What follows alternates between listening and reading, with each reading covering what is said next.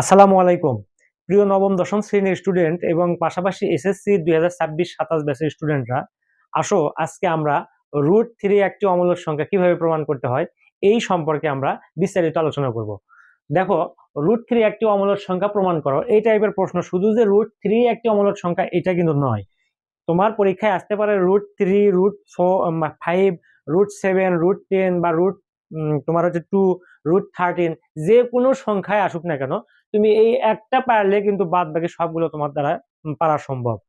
কারণ √2 বা √3 বা √7 এগুলো তো অমূলক সংখ্যায় তুমি জানো যে পূর্ণবর্গ নয় এরকম সংখ্যার বর্গমূল সংখ্যাকেই কিন্তু অমূলক সংখ্যা বলা হয়। তাহলে এই প্রমাণটা আমরা ইনডিরেক্ট ভাবে প্রমাণ করবো, অর্থাৎ পরোক্ষ ভাবে একটু ঘুরিয়ে প্রমাণ করব। সেটা কি? সেটা হচ্ছে তোমার এটাকে আগে ধরে নেব, মনে করি √3 একটি মূলদ সংখ্যা। যেহেতু √3 একটি মূলদ সংখ্যা তুমি ধরবা, তাহলে মূলদ সংখ্যা ধরলে মূলদ সংখ্যার একটা বৈশিষ্ট্য হচ্ছে ওই সংখ্যাকে কিন্তু p/q আকারে প্রকাশ করা লাগবে। এইভাবে আমরা প্রমাণ করব।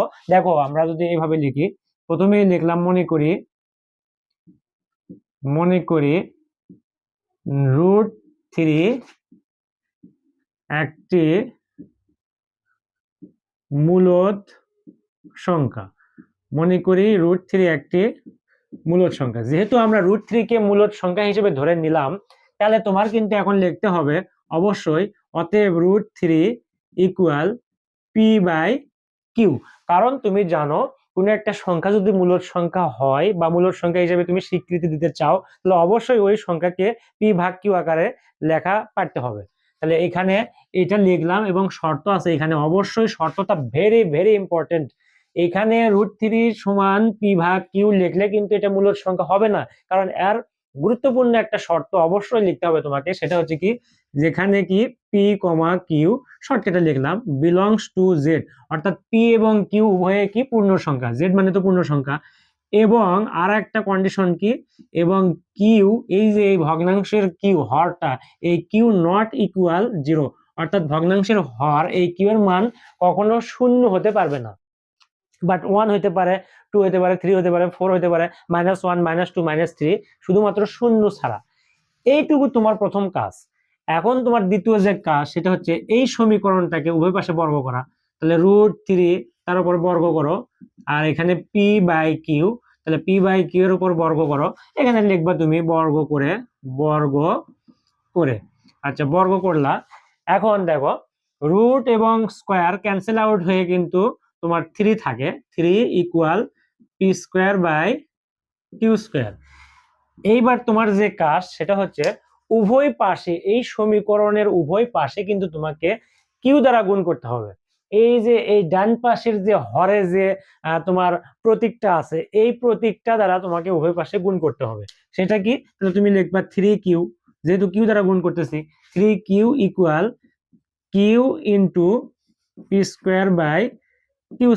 তুমি এখানে লিখবা যে কিউ দ্বারা গুণ করে, কিউ দ্বারা গুণ করে। আচ্ছা, কিউ দ্বারা গুণ করলো। এখন দেখো, এইখানে 3q ইকুয়াল, এই যে কিউ² কাটাকাটি করলে কিন্তু নিচে আর একটা কিউ থাকে। দেখো, এই কিউটা কিন্তু উপরে, তাহলে এটা কাটাকাটি করলে নিচে একটা কিউ থাকে, ঠিক আছে? তাহলে এখন লক্ষ্য করে দেখো, এই যে 3q, এটা একটা পূর্ণ সংখ্যা নয়, কারণ 3 তো একটা পূর্ণ সংখ্যা এবং কিউ একটা, আমরা কি ধরছি, দেখো কিউ কিন্তু পূর্ণ সংখ্যা, এই যে প্রথমে কিউ পূর্ণ সংখ্যা ধরছি। তাহলে 3, 1, 2, 3, 4, 5, অর্থাৎ এই স্বাভাবিক সংখ্যাগুলো তো আসলে পূর্ণ সংখ্যা। তাহলে এইটাও পূর্ণ সংখ্যা, কিউ তো আমরা পূর্ণ সংখ্যা ধরছি, তাহলে দুটি পূর্ণ সংখ্যার গুণফল কিন্তু পূর্ণ সংখ্যায়। তার মানে আমরা বলতে পারি এই 3q কিন্তু পূর্ণ সংখ্যা। বাট p²/q এটা কি তোমার কাছে পূর্ণ সংখ্যা বলে মনে হয়? এটা একটা তোমার ভগ্নাংশ সংখ্যা না, যার লব হচ্ছে তোমার p² এবং হর হচ্ছে কিউ। তার মানে এই সমীকরণের ডান পাশে এটা পূর্ণ সংখ্যা নয়, এটা কি সংখ্যা? এটা ভগ্নাংশ সংখ্যা। ভগ্নাংশ সংখ্যা তোমাকে লিখতে হবে না, বাট এটা তো তুমি নিশ্চিত যে এটা পূর্ণ সংখ্যা নয়। তাহলে সেই কথা একটু তুমি বাংলায় লিখবা। এইখানে লিখবা স্পষ্টত, শয়ে প মূর্ধন্য শয়ে ট, স্পষ্টত কি লিখবা? 3q একটি কি সংখ্যা? 3q একটি পূর্ণ সংখ্যা, পূর্ণ সংখ্যা,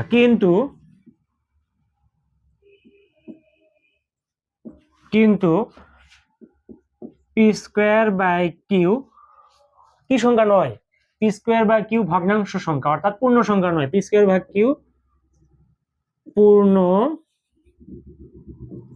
সংখ্যা নয়। যেহেতু এইটা পূর্ণ সংখ্যা আর এইটা পূর্ণ সংখ্যা নয়, সুতরাং এর যে ক্যারেক্টার বা এর যে প্রপার্টিস বা বৈশিষ্ট্য, এর যে বৈশিষ্ট্য, এই দুটো কি সমান হবে? কখনোই সমান হবে না, কারণ এ একটা ভিন্ন তোমার হচ্ছে সংখ্যা, আর এ একটা ভিন্ন টাইপের সংখ্যা। তাহলে এ এবং এ এদের তোমার কোয়ালিটি বা তোমার হচ্ছে বৈশিষ্ট্য তো কখনো সমান হতে পারে না। সুতরাং তোমাকে লিখতে হবে, লিখবা অতএব 3q এর নিচে লিখবা, এই যে এটা নিচে আমি এখানে লিখলাম 3q not equal p square by Q.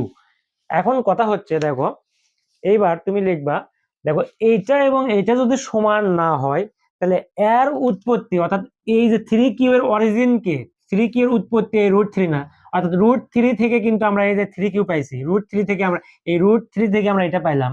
আবার এই যে পি স্কোয়ার ভাগ কিউ, এটা পাইছি কিন্তু আমরা এই যে পি ভাগ কিউ থেকে।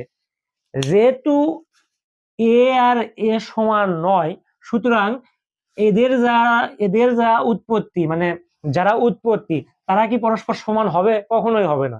এই কারণে লিখতে হবে তোমাকে, তুমি লিখবা সুতরাং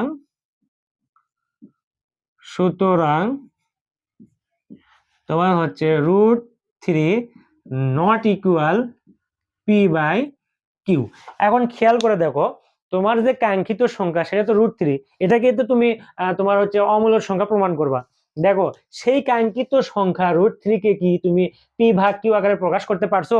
এই যে √3 ইকুয়াল পি ভাগ কিউ হয়েছে না নট ইকুয়াল হয়েছে? অবশ্যই নট ইকুয়াল হয়েছে।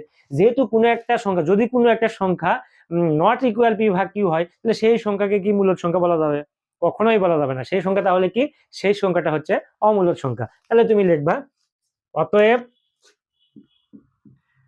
√3 একটি অমূলদ সংখ্যা।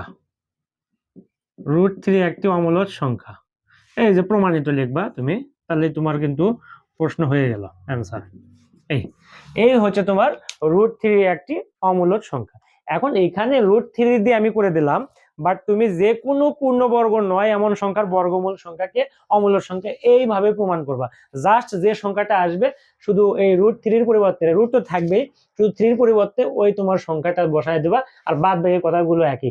যেখানে যেখানে এখানে দেখো √3 আছে, ধরো √5 একটা অমূলদ সংখ্যা, তাহলে এইখানে কিন্তু 5q হবে। তাহলে তুমি লিখবা স্পষ্টত 5q একটি পূর্ণ সংখ্যা, কিন্তু পি স্কোয়ার ভাগ কিউ পূর্ণ সংখ্যা নয়। এইভাবে 3 পরিবর্তে 5 লিখবা, তারপরে লিখবা অতএব √5 নট ইকুয়াল পি ভাগ কিউ, অতএব √5 একটি অমূলদ সংখ্যা।